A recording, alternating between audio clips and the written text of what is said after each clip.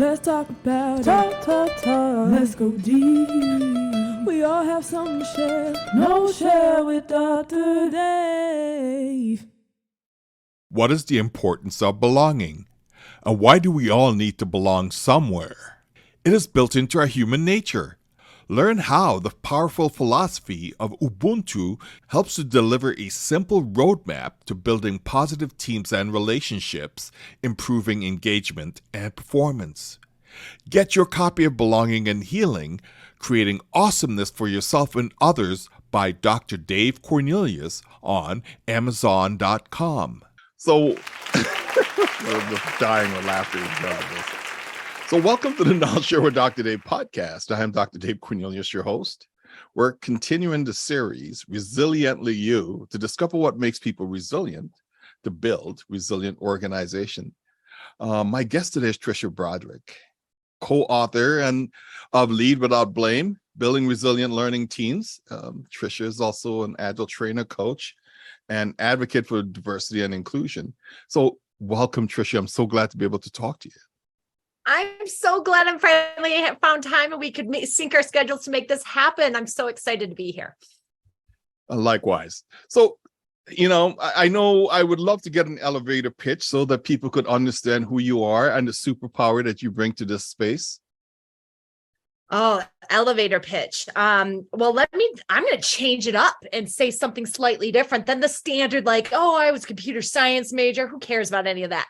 I guess my elevator pitch of who I am is the person who is continuing to learn how to lead, but isn't afraid to share the challenges along the ways, to say the things that might be hard to say, to make sure that we're constantly growing and learning to be the best in the space where we can help others thrive. And so my superpowers is to really be and as authentic as I can. My colleague often jokes that you get the same Tricia no matter who's in the room, and that probably is true. But I think the other superpower is just being able to acknowledge that I don't always get it right, and that I'm learning still and I'm growing still. And the only way you mess up truly as a leader is you stop trying. And so I think that's my elevator pitch I want to see leaders create environments that lift people up. And I realize it's hard work. Sure is. So, in your journey, as you encounter people and coaching and training, how do you define resilient people? You've got your standard resilient definition, right? Ability to respond. If you're doing a whole podcast, you've probably gone through this in a lot of ways. For me, it's not about just being courageous or brave, right? Like it's not just being driven or focused and dedicated. For me, it's being able to also be adaptive, to be reflective, to be in a space where you can process and think again and realize that part of resiliency is not being perfect, but growing, part of an evolving and inspecting as things are needed. And so for me, resiliency in people isn't perfection. It's being able to respond to the chaos, because if nothing else, we should all acknowledge at this point is chaos is the norm, not complexity even. And so how do people respond in that chaos? Are they taking time for self-care? Are they taking time to challenge themselves? Are they supporting others? And that's for me what makes resiliency isn't perfection or pure grit. Like a lot of people will say just grit of sticking something. It's like, no, sometimes asking for help and not sticking for a minute is resilience.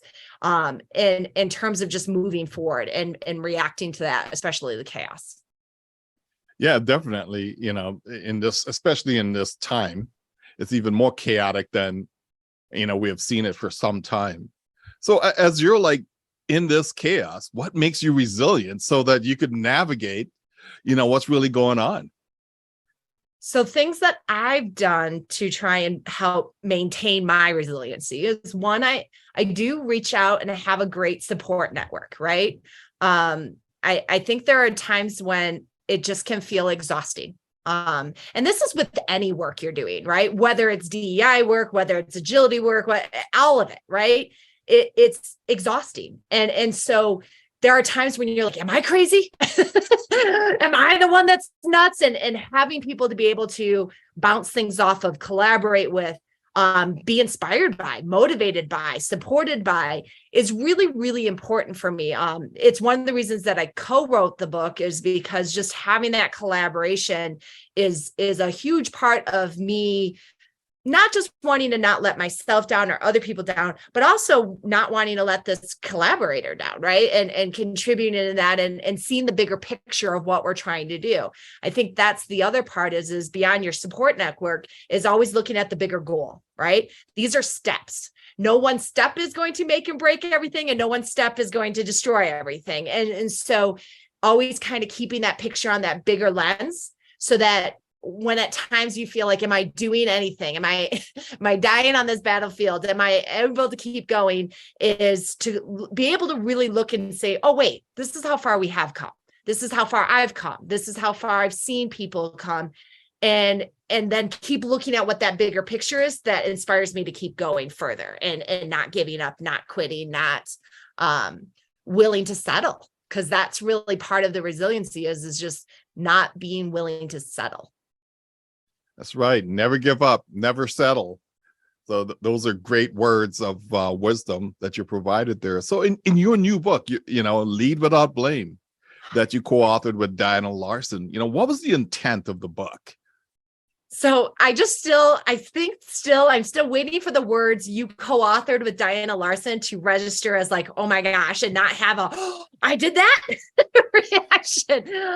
But here's really what we were finding. I mean, honestly, it was kind of just perfect timing in many ways. We had both been being approached to write something, and we're like, well, what do we want to write? We wanted to be passionate. We really want to be engaged. And when COVID hit and just a number of the social world aspects were happening, there were so many people that were like, this is a taboo topic in the workplace, or this was, and yet some of those taboo topics were the very thing we needed for resiliency and to be able to learn and grow from. And so we started kind of going, why are there so many people that would have said they were in successful, thriving teams suddenly just completely fall apart the minute COVID hit? And the minute, difficult conversations came up that people didn't want to have. And why did everybody just suddenly like go into a shell and pretend like it wasn't happening and go off by themselves? And so the motivation behind the book in a lot of ways was we saw a lot of really good intent, really good goals from leaders. And yet the behaviors that were happening because they were status quo in organizations, because we were taught to do that as leaders, we're just not accomplishing the goal that we want. And then when you add in chaos, it was just blowing it up even further. And it was suddenly like where you couldn't pretend anymore that things were okay. Like the pretend, let's get the pretense off the table. Like, let's forget about it. And so the book started becoming this like, look, we believe a lot more leaders have really good intentions, have really good goals, but have just never been taught, challenged to consider approaching leadership in a different way. Because I don't think many leaders were walking around going, I'm going to blame someone today, right? They were walking around going, who can I hold accountable? We want to make sure we don't do this again. And those are good in essence, except the problem is there's an assumption you could have avoided it. And in chaos, that's not always true. And so we wanted to give people not a space where they're going to shame themselves, but a space where they can start to learn some new techniques and topics that we say are no longer off the table. Like these need to be brought into the workplace and really actively addressed to create the kind of workplaces where people can just be their best. That is so powerful, because what just showed up for me in what you were saying is a cliche topic that we always come up with: learn fast, right? Yeah. So that's what just popped into my head. Learn fast. As part of the book, you have this wonderful section called Resilience Factors. And I was thinking about resilience factors. I'm like, okay, let me just ask her, what is meant by resilience factors? So one of the biggest fears, this book so emerged. I mean, truly, we wrote the book as we lived the book in some ways, right? But like one of the things that a lot of leaders struggle with is like, okay, we get the team performing, we do this. Then what's my role? What do I contribute? If I'm not doing and I'm not the hub anymore and I'm not this and that, what am I really doing? And there's this underlying assumption that when a team becomes self-organizing, then all magic problems go away. And it's like, oh, how adorably cute.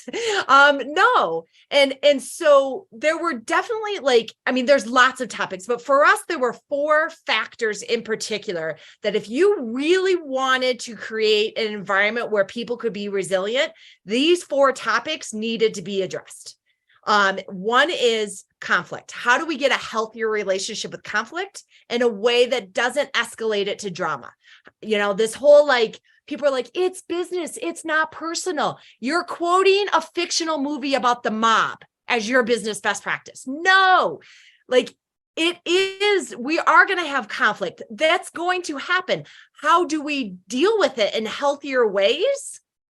Because the scariest to me is a team that says we don't have conflict, because it usually means they're not talking or they're not really showing up. They're not really giving their input, right? So conflict was one of them.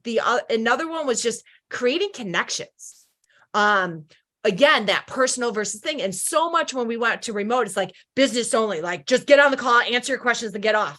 And then suddenly when someone sent a message to ask me to do something, I'm like, they're evil, they're mean, because I no longer saw you as a person. I no longer saw you as a connection to me. You were just somebody asking me to do something and putting me out of my way. And I'm not saying you have to be best friends with everybody, but are we tuning those connections and those relationships so that when we go to collaborate together, when we go to engage together, I actually am invested in this engagement. I'm invested in, like, I want you to succeed as much as me. And I think we're not paying enough attention to that. We're so individualized in our performance reviews and things like that. So connection was another one. A third one was power dynamics in terms of, most people think of the formal power, right? Who reports to who, but there's also influential power. There's hidden power or unidentified power. There's dominant power, right? There's all these power influences that can have positive or negative impacts into your team. And if you're pretending that they don't exist, you're gonna be in trouble, right? And then the fourth one was really creating inclusive collaborations. And Diane and I, we actually brought in a DEI expert, Jamara Nova Mitchell, to aid us in this section, but also in the book as a whole, of what does it really mean to create inclusive engagements? Not just we're all going to collaborate and then hope that happens, but to truly create an environment where people feel seen and heard and included so that we can get the best wisdom of the crowd, that we can get the best creative ideas and what that means. And for a lot of people, these are topics like conflict and power and diverse, inclusion and even relationships and connections that people avoid. They actively avoid these because they're messy or they're hard or they're scary. And for us, these were 4 of the things that, when you talk about being able to be in an uncomfortable, chaotic environment, if I can have a conversation about these things, I can be in uncomfortable, chaotic environments with these people. And so for us, this is what we were like, focused on these resilience factors, focus on creating team environments where they're dealing with these topics, where they're proactively engaging in these topics and not avoiding them. That is so excellent, but I'm going to even do one more. I'm going to go a little deeper into each one of them and see how they connect back to teams, how they connect back to individuals, how they connect back to value, right? How to connect back to healthy spaces for us to thrive in. So when we talk about the collaborative connection, how does that help to create resilient teams? So the connection in itself is like, a lot of people confuse cooperation with collaboration. They're 2 different things. Cooperation sounds like, hey, Dave, I want to help you as long as my part gets done. That's cooperation, right? I'm helpful. We might even work together a little bit, but at the end of the day, it's your part, it's my part. Collaboration is where we're working together, where we're building together.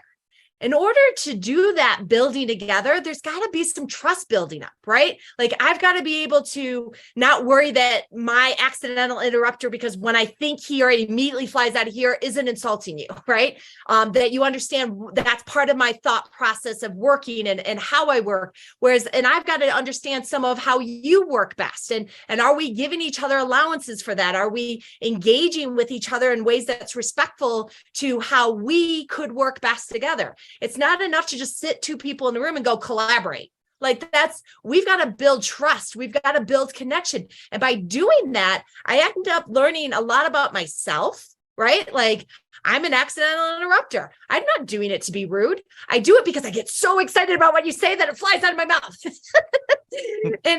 But it's something that helps me to learn more about myself, which helps me be stronger in how to interact and engage with other people. In addition, once I start learning how to make that connection with you, I become an advocate for you, right? I become an advocate for, oh, Dr. Dave does this, and you got to come with this. And those connections then build other connections and expand our network, which helps us to be stronger, right? We are stronger in a crowd. We are stronger with that wisdom and that collaboration. So for me, it's about building something with a solid base to work from versus just throwing people in a room and going, make magic. Like that's hard. Yeah, I know. Yeah, it's really difficult. But, I just want to acknowledge the fact that, when you were on the board at Agile Alliance and we're trying to figure stuff out with that 5 Saturdays program, that you stepped in and collaborated and connected to enable the program to move forward. For many years by asking the right questions and, genuine questions. So thank you for that. Yeah, because it's not about just a checklist that you're trying to accomplish.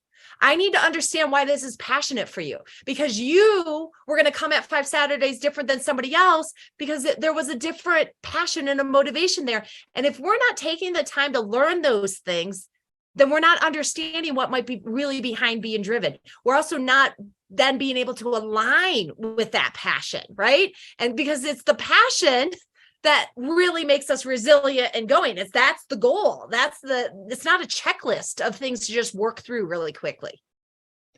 So true. And it was just really, when I looked at the word power dynamics, right? I mean, we learned about that back in the day, right? And it was so great of you guys to bring that back as a topic because, as we're playing around in the agile space, we're trying to eliminate or minimize. I wouldn't say eliminate, but minimize the effect of the power dynamics. But you brought this up as a very important aspect of building high resilience team. So talk to me about power dynamics and the effect on an individual sense of belonging, because that is such a huge thing to find our space of belonging today. How does the power dynamics affect that?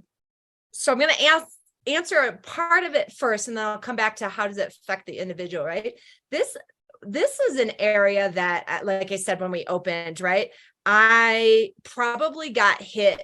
Well, I got hit hard with all of these 4, but this one was the one that I kept going, no, I'm just one of the team. I'm going to minimize or eliminate power. It doesn't matter. It doesn't matter. Who cares? And I did not understand how many people assumed I had way more power than I did, whether it was because I was on the board or the conference chair, right? How many people were reaching out to me to basically force something and not really just to collaborate because they assumed I had power that I didn't or did have, right? And it made my trust issues with people when I realized, oh, you just think I can get you X. Like, is that the only reason you're talking to me? Like, I'm like, I just want to be one of the team. Who cares, right? And I remember saying to somebody, I was like, who cares about titles? And somebody looked at me and they did this with the utmost respect. They said, must be nice to say with a title of executive. And I was like, oh, okay. So I started actually thinking about this differently. If I can't minimize the power dynamics, they're always present. I can't minimize them. How do I turn them into something that's more positive and use my power for good? Whether it's perceived power or real power, how do I start making it so that it's more power with instead of power over?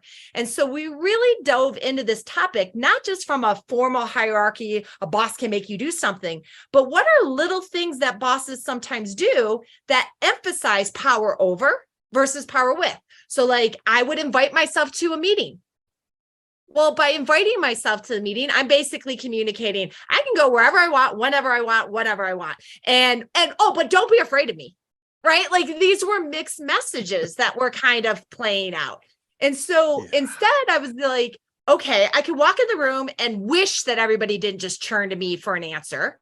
Or I could walk in the room and facilitate a way for everybody's voices to be heard and demonstrate that I want that engagement. And so I think some of it isn't about anymore like eliminating or minimizing power. It's making sure that power is having a positive impact and not a negative impact. And that can be in lots of different ways. Like even Diana writing this book with me, clearly she is somebody that I respect and have learned from in many ways over time. And it could have been really easy for her to be the lead writer and I just added a few things here or there, right? Her influential power over me is great. Like she doesn't want it, but it's there. I look at her and she could say the sky is purple and I'd be like, it must be. I would totally go with it.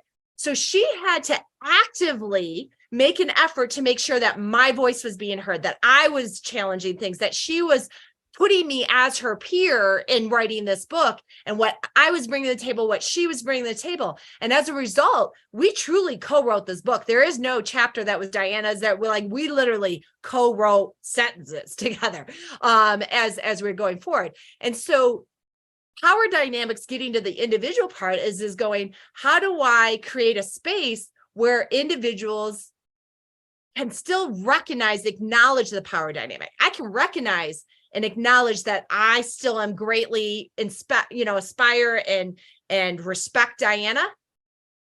And yet I'm also her peer. And that is a powerful thing if from a resiliency standpoint, in terms of us being able to see our own worth and us being able to feel confidence in moving forward and us still being able to recognize the people in good or bad way, right? But not letting power pull our value down. Now that's so rich, right? In terms of, the dynamics and the relationship that came out of this, right? In terms of you having that sense of belonging, of being a co-author, right? And not someone writing a book with Diana Larsen. It's just really important, right? Yeah. I mean, yeah, I think so. I mean, so when we think about conflict, we're going to talk about conflict and how that helps to build resilient and high-performing teams so that they fuel innovation. So I want to say, what strength does the conflict resilience factor provide to enable teams to deliver value? Yeah, so it's not a secret to anybody who's ever met me. I like conflict. I'm okay with conflict. Conflict doesn't scare. Drama, that's a whole nother story. Drama is a different ball game, right? But conflict for me is just something's trying to happen. Conflict is just a problem to solve. My late mentor, David Hussman, used to say, every problem is just an opportunity. Every conflict is just an opportunity. But there's so many people afraid of that we silence ourselves, we avoid it, we disengage, we compromise, or we just defer to people, and all in the end, you're individually not winning, the other person's not winning, and whatever outcome we're trying to target is definitely not winning. And so I'm on this mission in a lot of ways to try and get the definition of conflict changed. It's just not problem to solve. It's just an opportunity. Drama, that's a whole nother story, right? But if you avoid conflict, if you don't allow conflict to happen, not only are you not going to get the outcomes, this is when it does build to drama. This is when it does have the problems. And so how do we get better at really de-escalating and keeping conflict in a healthy state? How do we get better at creating an environment where we applaud conflict? Like, yes, that means we've got to figure something out. Like, this means that people are being engaged, and we got versus going, oh no, somebody said something. Oh no, what's going to happen? And like, people are like gearing up their television as like it's real life, housewives or something. Like, no. And it drives me bonkers. And it can be really trivial. It can be something that's just like, I had a colleague once take a photo, and he took a photo of the three of my colleagues. It was for my session, but he was prompting my session, but I wasn't in the photo because I was up at the front trying to get my computer set up, right? But he tweets this photo out and tags me. So everybody keeps retweeting like, oh, look at them, but I'm not in the photo. So it was very like, it felt off to me, right? So if I was going to avoid conflict or this is a problem, I'd just ignore it. But the problem is when you ignore it, now do I really want to collaborate with this person? Right? Do I really want to engage? Do I even if I believe they didn't do it maliciously, I hate the phrase assume good intent, because yes, I want to assume good intent, but the impact matters. And the impact matters more. And so for me, I just was like, hey, why you didn't include me in the photo? Retake the photo. Retake the photo. And he totally was like, oh, I just didn't think about it. And we took the photo again and we tweeted that one out. It was all good and it was fine. But how many times when something like that is little, and then there's another little thing, and then another little thing, and then suddenly you've got drama in the team, but nobody really knows what it's from. It's escalated to this point, and it's just not necessary because we have this definition that conflict is bad. No, the whole point of wisdom of the crowd is diverse thoughts, experiences, and input. Well, that means conflict. But can we make that conflict just a problem to solve? Or are we going to turn it into a winners versus losers battle? And the minute we do that, now we're going to be in that drama category. And this is like, I could soapbox on this for a while because I feel like this is just a topic for the world. Can we stop with the us versus them, winners and losers, or the worst, the crusades, right? Like, I'm now arguing on this for this noble cause. So now if you don't agree with me, you're not just losing, you're going to be losing on behalf of all these people. And it's like, it doesn't serve, we're not making any progress once we're there. So keep it to this problem solve and take little steps. We're going to make way more progress with that. There's so many thoughts that went through my mind as you were sharing. and the one thing that just jumps out is rock, paper, scissors, or Rochambeau.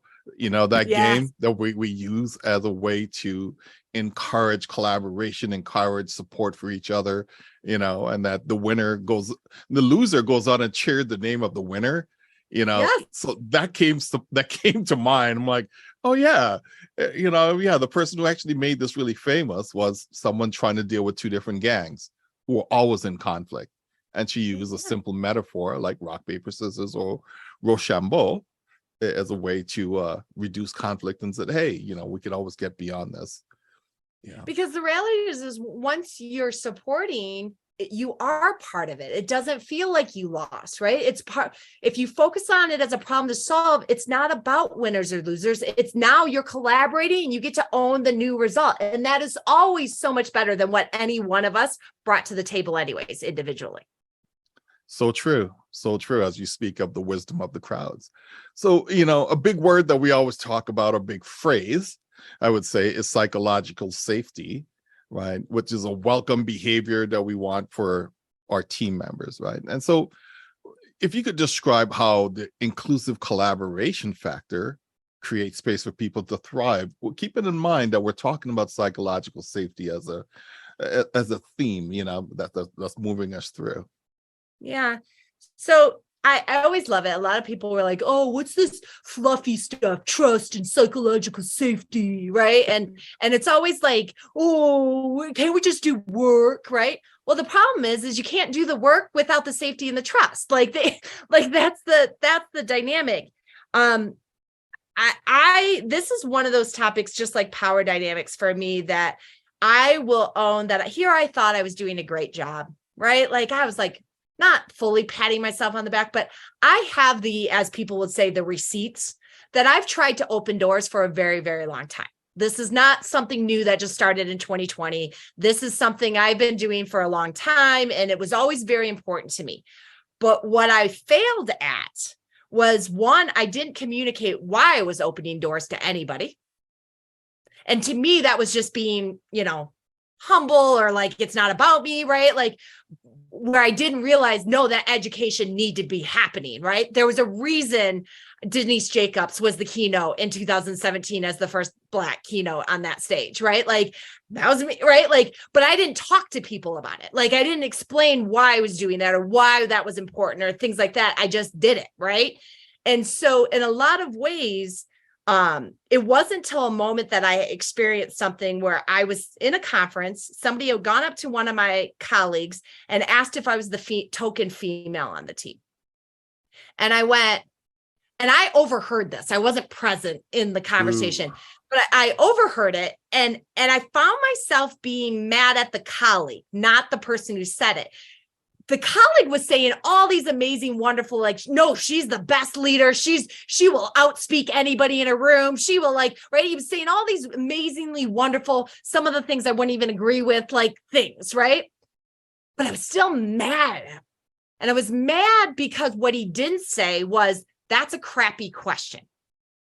And that's when I started realizing that the lack of my education about what I was doing, why I was doing it, but also once I opened the door, doesn't mean you had a seat at the table. For whether you were, no matter what intersectionality dynamic it was that was underrepresented, opening the door did not mean seat at the table of truly inclusivity. And this is where I was like, oh, I've been leaving people hanging, right? Like, I need to do more, and what that next level was. And so part of that comes in is am I creating psychological safety where when we say we want diversity, are we creating a space where people can be them, where they can be seen for their differences and their experiences that they're bringing to the table? Because if we can't, then there was no point of diversity if there's no inclusion. And what is my role in that, in terms of not just opening doors and trying to help pay that forward as others did for me, but to create the education around why it needs to be safe once we open those doors, why it can't be just bucket up, what's your problem? You're there, right? And I mean, it was, and I'll even highlight this, Dr. Dave, like, I remember sitting, God, this would have been, 2015, 14. This was a long time ago, where you and I were sitting along with like a few Ellen Grove, maybe some other people. We were sitting at a table at like the members meeting at the conference. And it might have been one of the first times 5 Saturdays was like being brought up or whatever. And I remember actually sitting there thinking how awesome it was for you to be up there, to be able to highlight that for our community to see that. But if you worked around the room, there wasn't many other Black in that room, right? Like, at that time in those areas, obviously I'm not telling you something you don't know, but like, I'm explaining that across the board, right? Like, in a lot of ways, I remember a friend of mine, Aval, often says, like, I knew every other Black person that was at that conference in that space, right? And then I remember going this year, right? And I went this year, and it was amazing feeling at Agile 2022. Just the diversity, not just Black, but it's across the board of just diversity and inclusion that was happening. It just made my heart sing. And so for me, part of that is creating the safety of the environment, that when we do open the doors, when we do create the space, that people can shine for who they are and what they're bringing to the table. And that is something I just want to see more and more happen. But the only way it happens is if it's safe, and it's psychologically safe to happen. And people discount it as like, oh, who cares? Sticks and stones will break your bones, but words will never hurt me. Well, actually, the brain science says you react to words as psychological threats, the same as physical threats. So when that person said the crappy, like, are you the token female? It was as if they punched me in the gut. My body reacted in the same way. And so you could say it all day long, what's the big deal? Or we can start creating a space where people can express those impacts, where people can start to not have those impacts altogether, and really be able to engage and be resilient in that. We can't put the resiliency for inclusion on the underrepresented. We have to, this is everybody, to create that psychological safe environment. Yeah, and as I say, belonging belongs to everyone. Yes. Right? So I love that. Yeah. But the new director, I think her name is Teresa Foster. Yes. Yeah, for Agile Alliance. So just giving her acknowledgement, because I was trying to figure out how can I contribute to the conference this year, because I wasn't planning on going. And so I'm like, well, if I'm not spending that money to attend, and she created a pathway for Agile in Color. And, okay, cool. I could be a sponsor for that, because that is part of the safety, the inclusion, right? Of really bringing whatever resources and really putting your money where your mouth is in terms of really being serious about this stuff. So, I'm really just grateful for that opportunity. Yeah. Thank you for that too. It was awesome to see, and CP, one of the founders of the Agile in Color, was just, I mean, he was in his heyday. Like, it was awesome to see him out and across. It was wonderful. Yeah. I mean, that's so good that it was born out of those conversations that we had in 2020, to see that came up as long overdue conversations. Yeah. Long overdue. Yeah. So let's talk about, I want you to leave our guests with a few words of encouragement that, think of it as like, this is today's gift when they listen to these words of encouragement coming from you. And so there you are. Oh, this feels like way more pressure than all the rest of it. I can answer all the, be smart, be motivational. The minute you say that, I'm like, oh, I got nothing. What would I say? I guess I'll answer this question as what would I have said to myself, right? And as I was kind of embarking on this, it is scary. These topics are scary. I step in it all the time. I'll say something wrong. Resiliency is, again, not about perfection. It's about learning. It's about that willingness to learn. And so, honestly, I'm sorry. And then listen to what you didn't understand, what bias you brought to the table, what assumption, what training that was wrong that you got, that you were just doing what you thought was the right thing to do. And the more that if I can do it, anybody can. and so, like, there's this dynamic of the only way you fail at resiliency is you stop learning. Be willing to learn. Surround yourself by super courageous, willing people that are going to have tough conversations, and it will be amazing what you can pull out of them. So, thank you so much for sharing today and for allowing us to just dig into your book, the book that you did with Diana Larson. So, you co-authored, so I'm really excited that we had a chance to talk about some of those topics, because it's something that it's top of mind for me right now. And it's something that I'm really focused on. So thank you so much for showing up and being willing to come on our podcast.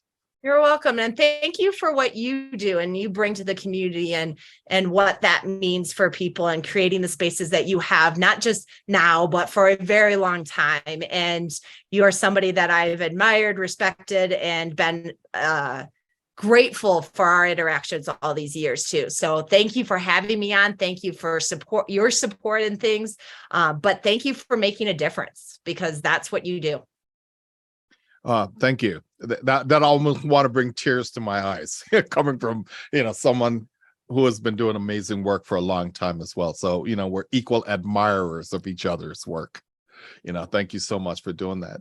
So let me close, and I would like to say thank you for listening to the KnolShare with Dr. Dave podcast.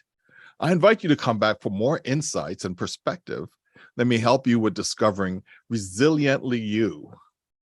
KnolShare with Dr. Dave podcast is streamed on Spotify, Apple, Audible, and Google, and many other platforms. I think there's about 30 of them or more. And so I would like to say thank you to my niece, Kiana Brow Hendrickson. Collaborated with dropping in music for this podcast with her. That was so fun to make it a family thing. And this podcast is copywritten 2022 by Dr. Dave Cornelius and KnolShare.org.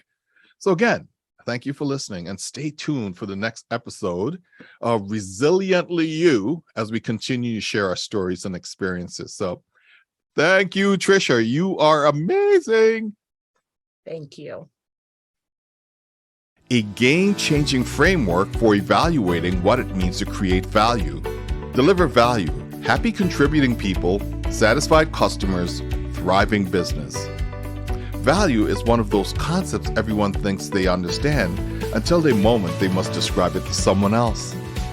Deliver value is essential reading for every business owner, executive, manager, entrepreneur, and anyone who cares about the future of work. What are you waiting for? Get your copy of Deliver Value book right now on Amazon.com. Get your free chapters of Deliver Value book right now on delivervaluebook.com. That's delivervaluebook.com.